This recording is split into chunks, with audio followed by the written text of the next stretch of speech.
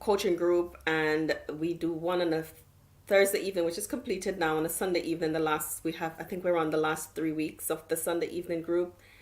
And this evening, this conversation came up, and I thought, let me come and also talk to you here about that. What can we do when we don't feel good enough?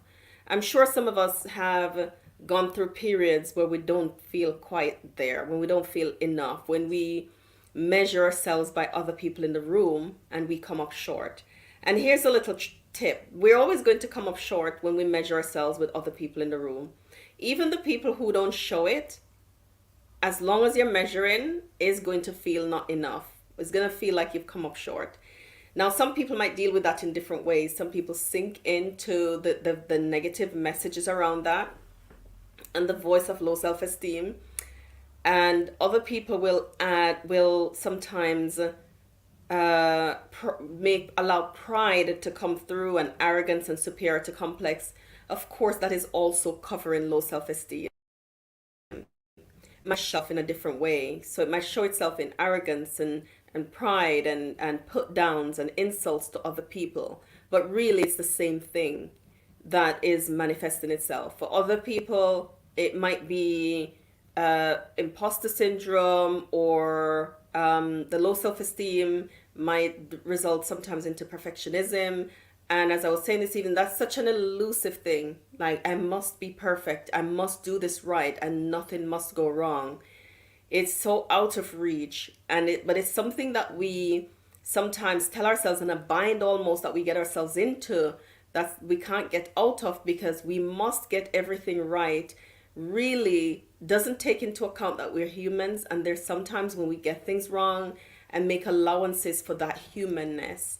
When we get things wrong, without beating ourselves up, without allowing that to sink you into despair and despondency, but to have a healthy outlook and a healthy way of dealing with, gosh, I made a mistake, this didn't go quite as I planned or would like it to. And therefore, how do we make ourselves okay with ourselves in those times when things didn't go quite as we would like it to go? So it's really important that we have a strategy for this, and that we are able to manage these things with a healthy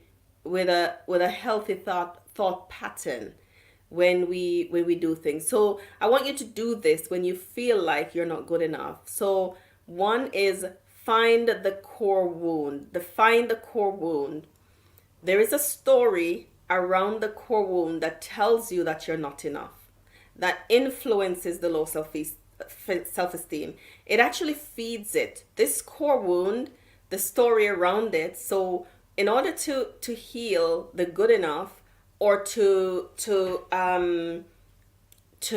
put it in context and to bring it into subjection to you and right thinking, is to find the wound that created the story. And oftentimes this happened early in our lives when we've experienced certain kinds of trauma. We'll tell ourselves certain things about ourselves, and we grow with that because we had these thoughts as children. We grow, they just grow with us. We grow as adults, but those thoughts are the same. So whenever anything happens and you're triggered, it's the same thought process that will happen. So the brain will take you down the same path, the same direction. Doesn't matter where you studied, how many degrees we have, it's the same process for everybody. The brain is a wonderful muscle that we can train to think in a different direction. We can create new pathways. We can build new stem cells. We can do all of those things in our brains by just choosing to think differently. But I know that choosing to think differently is not as easy as me telling you to do it in order for it to happen. So that's why I'd like you to do this, to find the core wound, the core story. What's that story from my childhood that identifies me? When I ask you to think about you and who you are and the stories in your life, what's the first story that pops up in your mind? Sometimes that's the story that a lot of the controversy in your life is around. A lot of the negative thinking, negative thoughts, low self-esteem sometimes is around that story, that core wound, right? So finding that will really help you to fix the problem of I am not enough. It really will help you. Okay? Because what you can begin to do is to reframe not the wound because it happened and we can't change it, but we can reframe the story that was around the wound. That is where a lot of help will come from when we're able to reframe the story. Reframing the story helps you to think more positive course in the direction. Of course, when you're not triggered and you're in your frontal lobe and you have access to your brain, I'd like you to access to your thinking brain. That is, I'd like you to ask yourself, who am I good enough for, or who am I not good enough for? Who, what situation, when does it happen, when does it come up, when do I experience it, and who am I not good enough for? What situation am I not good enough for? If you're a parent, sometimes we measure ourselves by other parents and we feel like we're not good enough. For sometimes culture has certain understanding, certain ways of being, and when we are not, sometimes when we're doing things sometimes outside of that culture, we might feel like we're not good enough for that. As I was sharing with the group this evening, that sometimes some of the things that I do and the practices that I've had to learn to adopt in order to look after myself, in order to maintain health, um, might not be okay for other people. So when they come to my house and I'm fine and I feel like a good enough parent, for some people, my practices and habits might not be good enough, but that's okay with me because I'm not measuring myself by them. But other people will suggest that they're the standard that everybody else needs to be measured by, and therefore, if you're not doing things according to their standard and their way, then you're not good enough. You're not enough. So once again, when we're thinking about good enough, we have to think who is the ruler? Where's the ruler?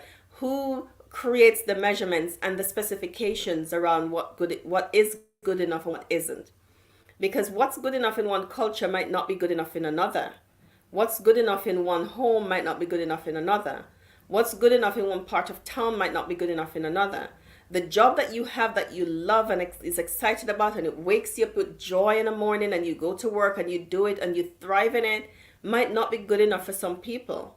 Okay, so you have to know that, okay, so my life is mine and I decide the parameters and the things. And so this is good enough for me here, although it might not be good enough over there for those people, but I'm okay with that.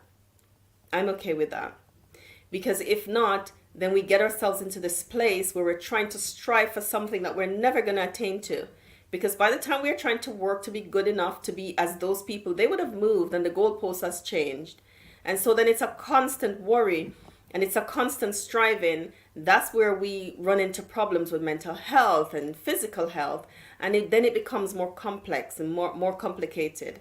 So do this. Find the core wound. Try to identify the story around it. Sometimes you might need some help and support in order to do that. You might not be able to find the wound on your own. You have to identify the story on your own because the story has been around for so long, it feels right. And so we don't know how to challenge the story. We don't even know how to hear the negative messages in the story because it's been around for so long, it feels right to us. But we need to learn. And so if you need support in order to find the core wound and to find the story, get some support. But here's a question to ask yourself, and you can do this on your own wherever you are. If you don't feel good enough, and you will know what that feels like. Feeling good enough is not just something we think, it's something we feel. So understand what it feels like for you. And where do I feel it when I feel not good enough? Is my chest stiff? Is my shoulders tense? Is there rumbling in my tummy? What does it feel like? When you identify how it feels, I would like you to take a deep breath. In the moment when you're reflecting on the experience, think, who am I not good enough for? And why? And I also want you to think about whether or not you're good enough for yourself. Because we belong to ourselves. And if we don't know how to belong to ourselves, then we're going to really struggle about fitting in anywhere and belonging to anyone. So I want you to think about, who am I good enough for? And what makes me think that I'm not good enough for those people? And am I good enough for myself? And maybe that's a place to start. to become familiar and accustomed with how to belong to you and how to be good enough to you, how to be accepting of you, just as you are, right where you are, and you are enough for you. It means you'll be enough for everybody else wherever they are, because we start there. All right. Thank you for joining me in this episode of Stories That Shape Us. I hope you'll join me on the next story.